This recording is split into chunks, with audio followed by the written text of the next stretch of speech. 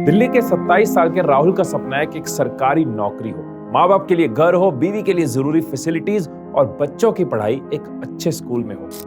कुछ ऐसा ही सपना दूर पटना में बैठी मेगा का भी है, जो चाहती है एक अच्छी नौकरी, फैमिली के लिए बेटर लाइफस्टाइल और फाइनेंशियल स्टेबिलिटी। यह सपना सिर्फ राहुल या मेगा का ही नहीं, बल्कि रितेश, दिनेश, रिया, दिव्या और देश के हर उस यंगस्टर का है जो व्हाइट कॉलर जॉब्स की चाहत रखता है। ये यूथ ही है जो सरकार और देश का फ्यूचर डिसाइड करता है। आज जब देश लोकसभा चुनाव 2024 के लिए तैयार है, तो ये यूथ ही है जो काफी हद तक डिसाइड करेगा कि देश को अगले 5 साल तक कौन चलाएगा। इंडियन यूथ के बारे में क्यों हम इतना बड़ा दावा कर रहे हैं? इलेक्शंस में क्या है उनकी अहमियत? किसको चुनेंगे वो अपना नेता? किस पे है यूथ को एतबार? क्या है उनके कंसर्न्स और कैसे लेते हैं वो पॉलिटिकल अपडेट्स? कितना बड़ा है ये लोकसभा का चुनाव और क्या इस बार पार्लियामेंट में यूथ रिप्रेजेंटेशन बेटर दिखेगा? सबसे पहले समझते हैं कि कितने बड़े हैं भारत के इलेक्शंस। भारत में अगले 82 दिन सियासी घमासान मचने वाला है। 19 अप्रैल से लेकर 1 जून तक 18वीं लोकसभा के चुनाव होने हैं। इस दौरान 2 नॉमिनेटेड मेंबर्स को छोड़कर बाकी 543 मेंबर्स के लिए वोटिंग होगी और रिजल्ट 4 जून को अनाउंस होगा, जिससे पता चलेगा कि देश का अगला प्रधानमंत्री कौन बनेगा। भारत, जिसकी पॉपुलेशन 140 करोड़ है, यहाँ पे कुल वोटर्स 99 करोड़ है। वोटर्स का यह नंबर इतना बड़ा है कि अगर सभी यूरोपियन कंट्रीज की आबादी को जोड़ें तो भी इंडियन वोटर्स ज्यादा होंगे। ये इलेक्शन इतना बड़ा है कि 55 लाख ईवीएम, 10,50,000 पोलिंग स्टेशंस पर लगेंगी और 99 करोड़ वोटर्स अपना वोट दे पाएंगे। दुनिया के सबसे बड़े इवेंट के लिए इलेक्शन कमीशन को 1.5 करोड़ पोलिंग स्टाफ और सिक्योरिटी फोर्सेस की जरूरत पड़ती है। एक सर्वे के अकॉर्डिंग ये इलेक्शन दुनिया का सबसे महंगा इलेक्शन होगा। पॉलिटिकल पार्टीज और कैंडिडेट्स इस बार 1,20,000 करोड़ रुपए खर्च रहे हैं। ये 2020 में यूएस प्रेसिडेंशियल इलेक्शंस में खर्च हुई रकम के बराबर है। लोकसभा चुनाव में 2019 में 60,000 करोड़ रुपए खर्च हुए थे और इस बार 1,20,000 करोड़ रुपए। भारत में फिलहाल 2660 रजिस्टर्ड पॉलिटिकल पार्टीज हैं, लेकिन यंगस्टर्स के लिए इनमें से कौन बेस्ट है? यंगस्टर्स, जो कि देश की कुल आबादी का 65% है, इनकी उम्र 18 से 35 साल के बीच है और इनमें से 50% तो 25 साल से भी कम है।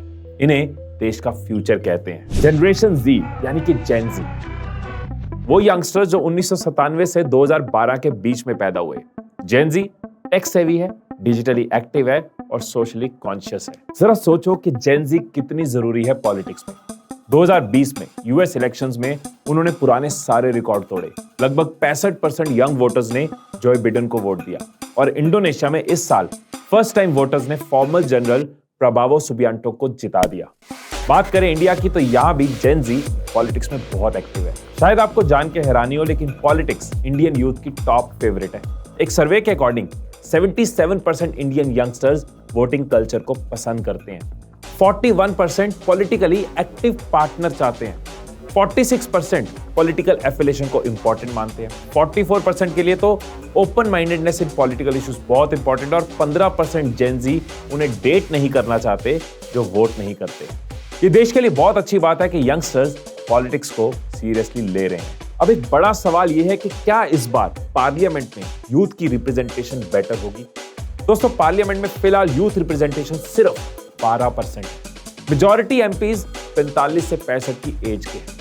जेन जी क्लियर है, साडा हक एथे रख। वो पार्लियामेंट में यूथ रिप्रेजेंटेशन को बढ़ता हुआ देखना चाहते हैं। वुमेन रिप्रेजेंटेशन को बढ़ाए जाने की भी डिमांड है। रिसेंटली हंच ने विमेन लीडर्स के पावर डायनामिक्स के बेस पे एक पोल किया। उसमें स्मृति ईरानी को तकरीबन 32% और ममता बनर्जी को 26% वोट मिले। निर्मला सीतारमण और द्रौपदी मुर्मू भी उसमें टॉप में रहे। अब एक सवाल यह है कि जेन जी पॉलिटिकल अपडेट्स को ट्रैक कैसे करती है?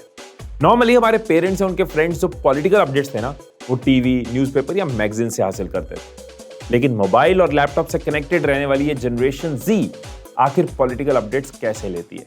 कैसे करंट अफेयर्स की जानकारी रखती है? अपनी पॉलिटिकल नॉलेज को अपग्रेड कैसे करती है? सिंपल जवाब है सोशल मीडिया। जेन जी का इंटरेस्ट सिर्फ मीम्स और सेल्फीज तक सीमित नहीं है। एक स्टडी के अकॉर्डिंग 40% यंगस्टर्स इंस्टाग्राम से पॉलिटिकल अपडेट्स लेते हैं, 26% यूट्यूब से, 17% ट्विटर से और 12% फेसबुक से। ये है जेन ज़ी का पॉलिटिकल अपडेट्स ट्रैक करने का तरीका। इसी चीज को ध्यान में रखकर अब पॉलिटिकल पार्टीज और लीडर्स भी डिजिटली एक्टिव हो रहे हैं। वो सोशल मीडिया पर अपनी प्रेजेंस बढ़ा रहे हैं ताकि यूथ से कनेक्ट कर पाए। प्रधानमंत्री मोदी फर्स्ट टाइम वोटर्स से वर्चुअली जुड़ते हैं। राहुल गांधी यूनिवर्सिटीज में स्टूडेंट से इंटरेक्ट करते हैं। इसके अलावा podcast, YouTube channels, Instagram handles, सब पॉलिटिकल पार्टीज और लीडर्स डिजिटली एक्टिव हो रहे हैं। इलेक्शन कमीशन चाहता है कि जनरल इलेक्शंस 2024 में यूथ इन्वॉल्वमेंट बढ़े। इसके लिए उन्होंने Bollywood actor and youth icon Ayushmann Khurrana को अपना ब्रांड एम्बेसडर चुना है। पर इस चुनाव के पर्व में एक ही रीजन काफी है वोट डालने का, वो है हमारी रिस्पॉन्सिबिलिटी। आयुष्मान लोगों से ज्यादा वोटिंग करने की अपील कर रहे हैं। इलेक्शन कमीशन ने यंग वोटर्स को अट्रैक्ट करने के लिए कई कैंपेन शुरू करे हैं। टर्निंग 18 ये कैंपेन फर्स्ट टाइम वोटर्स को टारगेट करता है। ये सिविक रिस्पॉन्सिबिलिटीज बढ़ाने और यंग फीमेल वोटर्स की भागीदारी बढ़ाने के लिए। इसमें thematic branding,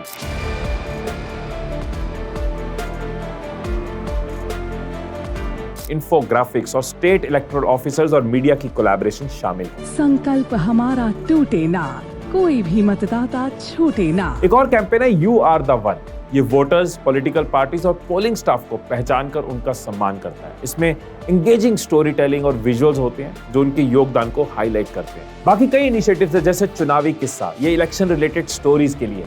A to Z of Indian elections, ये एजुकेशन पर्पस के लिए है।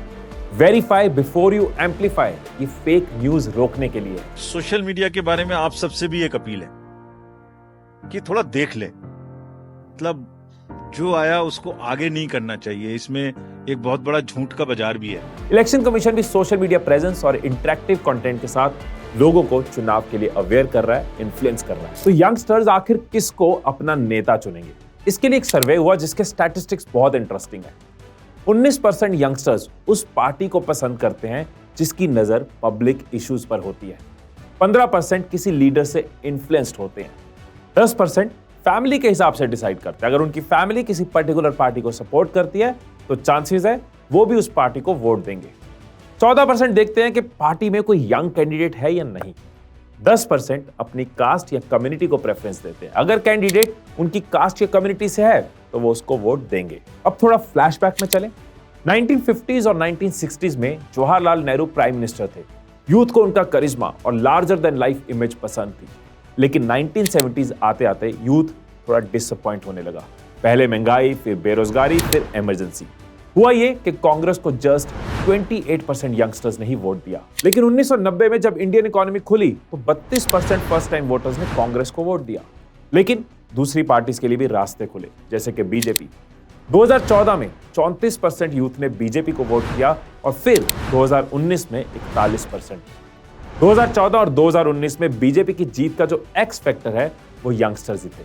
तो चाहे कांग्रेस जीती या बीजेपी, हर किसी के पीछे यंगस्टर्स का रोल था। एक बहुत इंपॉर्टेंट बात यह है कि यूथ के प्राइमरी कंसर्न्स क्या है। सोचो, हर साल लाखों यंगस्टर्स देश में जॉब्स की तलाश में निकलते हैं, लेकिन उनके हाथ क्या लगता है? परेशानी, नाउम्मीद। तो एम्प्लॉयमेंट हमेशा से यूथ का प्राइमरी कंसर्न रहा है। अनएम्प्लॉयमेंट किसी भी गवर्नमेंट के फेवर में नहीं जाती। नंबर्स की बात करूं तो जॉब मार्केट में हर साल 80 लाख इंडियन यंगस्टर्स एंटर होते हैं, लेकिन उस मार्केट में जॉब्स नहीं है। रिसेंटली लोक नीति CSDS ने 19 स्टेट्स के 10,000 यंग वोटर्स को लेकर एक सर्वे भी किया, जिसमें सामने आया कि 27% यंग वोटर्स को एम्प्लॉयमेंट की टेंशन है और 23% को बढ़ती कीमतों की। बढ़ती गरीबी भी एक बड़ा कंसर्न है। 18% यूथ मानता है कि पॉवर्टी काफी सीरियस इशू है। अगर देश को आगे बढ़ाना है, थर्ड लार्जेस्ट इकोनॉमी बनाना है, तो ये एश्योर करना होगा कि कोई भी पीछे ना रुके, सबका विकास हो। यूथ की कंसर्न लिस्ट में इन्फ्लेशन भी है। महंगाई 13% यूथ का कंसर्न है, करप्शन 6% और बढ़ती हुई पॉपुलेशन 4%। ऐसे में किसी भी गवर्नमेंट को चाहिए कि यूथ के लिए प्रॉपर एम्प्लॉयमेंट अपॉर्चुनिटीज हो, एजुकेशन सिस्टम इंप्रूव हो, नए स्किल डेवलपमेंट प्रोग्राम्स लॉन्च हो और स्मॉल बिजनेसेस प्रमोट किए जाए, पॉपुलेशन कंट्रोल हो, करप्शन खत्म हो, इन्फ्लेशन पर रोक लगे और आम आदमी चीजों को अफोर्ड कर पाए। एक और बहुत बड़ा चैलेंज आपको बताता हूँ, फर्स्ट टाइम वोटर रजिस्ट्रेशन। बहुत से eligible voters first time voter registration में कोई खास इंटरेस्ट ही नहीं लेते, वो रजिस्टर ही नहीं करवाते। ये देश के लिए बहुत ही नेगेटिव है। इसके अलावा एक और इशू है, वो है वोटर एपैथी, स्पेशली शहरों में। यंगस्टर्स पॉलिटिकली एक्टिव तो है, ओपिनियन तो रखते हैं, लेकिन क्या वो वोटिंग के लिए बाहर निकलेंगे, ये भी एक बड़ा कंसर्न है। इलेक्शन कमीशन इन इश्यूज पे स्ट्रांगली काम कर रहा है, नए नए इनिशिएटिव्स ले रहा है। इवन ईसीआई ऑफिशियल्स मॉल्स में, कैंपसेस में वोटर रजिस्ट्रेशन करवा रहे हैं, यंग वोटर्स के लिए कैंपेन चला रहे हैं, लेकिन यंग वोटर्स को पोलिंग बूथ तक लाना अभी भी एक लंबी लड़ाई बना हुआ है। टाइम पर फॉर्म नंबर 6 भरा और कर लिया वोटर रजिस्ट्रेशन तत्काल। वोट किसको दें, ये भी एक बड़ा सवाल है। आपने सुना होगा world is a chaotic and brutal place. तो इस सच्चाई को अपनाओ और उसे वोट दो जो आपको बाकियों से बेहतर लगे। दूसरा, जो तुम्हारे कंसर्न्स की फिक्र करता हो। बहुत से इश्यूज हो सकते हैं आपके, लेकिन jobs, prosperity, national strength, peace, पहचानो किसको तुम्हारे कंसर्न्स की फिक्र है, किसके मैनिफेस्टो एंड पॉलिसीज में आप अपना बेटर फ्यूचर देखते हो, कौन शॉर्ट टर्म नहीं देश के लिए लॉन्ग टर्म सोच रहा है। तीसरा, पार्टीज की आइडियोलॉजीज भी समझो। पहचानो कौन से नेता तुम्हारे प्रायोरिटीज के करीब हैं और दूसरों से इफेक्टिव हैं। सिर्फ उनके बयान या उनके प्रॉमिसेस पर ना जाओ, समझो कि वो सच में कैसी चीजें ला सकते हैं। और फोर्थ, थोड़ी मेहनत करो, कैंडिडेट्स को थोड़ा जानो। आप राय ले सकते हो अपने से बड़े लोगों को जो पॉलिटिकली एक्टिव होते हैं। उनसे जान सकते हो कि कौन अक्सर कॉन्स्टिट्यूएंसी में आता है और उन्होंने पास्ट में क्या क्या किया है। क्या उनकी इंडिविजुअल कैपेसिटी उनकी कॉन्स्टिट्यूएंसी के लिए फायदेमंद साबित होगी। तो ये कुछ इंपॉर्टेंट फैक्टर्स है जो अपने इंपॉर्टेंट वोट को किसी को देने से पहले आप जरूर सोचो। एक इंटरेस्टिंग किस्सा सुनाता हूं। 2008 में राजस्थान के इलेक्शंस में कांग्रेस से सीपी जोशी खड़े थे और सीएम की पोजीशन के लिए भी उनके चांसेस बहुत स्ट्रांग थे। इलेक्शन वाले दिन उनकी वाइफ और उनकी बेटी पोलिंग बूथ नहीं जाते और मंदिर जाते हैं जोशी की जीत की प्रार्थना करने। अब इलेक्शन का रिजल्ट क्या था? जोशी जी एक वोट से हार गए। अपनी ही बीवी और बेटी ने वोट किया होता तो वो जीत भी जाते और शायद सीएम भी बन जाते। ये है एक वोट की ताकत, और हम सबका एक एक वोट ही मिलाकर देश को आगे या पीछे लेके जाता है। आपका वोट आपकी ताकत है। वोट करना इलेक्शन प्रोसेस का एक पार्ट नहीं, आपकी ड्यूटी है। और अपनी ड्यूटी से पीछे हटने वालों को कोई हक नहीं है कि वो दूसरों को सवाल करें। शायद आप सोचते होंगे कि मैं अकेला वोट ना भी दूं तो क्या ही हो जाएगा। इमेजिन करो अगर लाखों यंगस्टर्स ऐसे ही सोचने लगे। हरिया बेटा, वोट देने जाना है। मुझे किसी को वोट नहीं देना। पर क्यों? एक मेरे वोट करने से क्या ही फर्क पड़ेगा डैड। अगर किसी के मन में भी आ रहा हो कि उस दिन तो इलेक्शन की छुट्टी है, मूवी देखते हैं, आराम से घर में पड़े रहते हैं, कोई और काम निपटाते हैं, तो एक बार याद कर लेना कि देश का इतना पैसा, इतने लोग, इतना इंफ्रास्ट्रक्चर, इतनी सिक्योरिटी लग रही है आपके उस एक वोट के लिए। आपको तो सिर्फ कुछ मिनट निकालने हैं। गिर फॉरेस्ट में एक सिंगल वोटर के लिए पूरा बूथ बनता है और ऑफिशियल्स ड्यूटी पे रहते हैं। अरुणाचल प्रदेश में चाइना बॉर्डर पे 2 वोट के लिए पूरा सिस्टम बनता है। एक गलत लीडर सिर्फ 5 साल के लिए नहीं, बल्कि आपके 15 सालों के फ्यूचर के लिए जिम्मेदार होता है। इसलिए सही लीडर हमें चुनना है, आपको चुनना है, सबको चुनना है। वो लीडर जो इंडिपेंडेंट थिंकर हो, ऑपोजिशन के साथ भी मिलकर काम करने को रेडी हो, जिसके पास काम से जुड़ा रेलेवेंट एक्सपीरियंस और डिसेंट ट्रैक रिकॉर्ड हो। गलतियां हैं लेकिन उन गलतियों से वो सीख रहा हो। लोगों की प्रॉब्लम्स को वो गंभीरता से लेता हो। लोगों की आजादी को वो रिस्पेक्ट करता हो। ऑनेस्ट हो और स्ट्रॉन्ग पर्सनल एथिक्स हो। दूसरों के लिए कंपैशन हो और टॉलरेंस हो। अगर आप चाहते हो कि आपका और देश का फ्यूचर सेफ हाथों में हो, तो अपने वोट की पावर को जरूर यूज करना। जितने भी यंगस्टर्स को आप जानते हो उन तक इस वीडियो को जरूर पहुंचाना, क्योंकि हर वोट मायने रखता है आपके और देश के बेटर फ्यूचर के लिए। फिर मिलेंगे अगली वीडियो में, तब तक खुश रहिए, खुशियां बांटते रहिए। जय हिंद।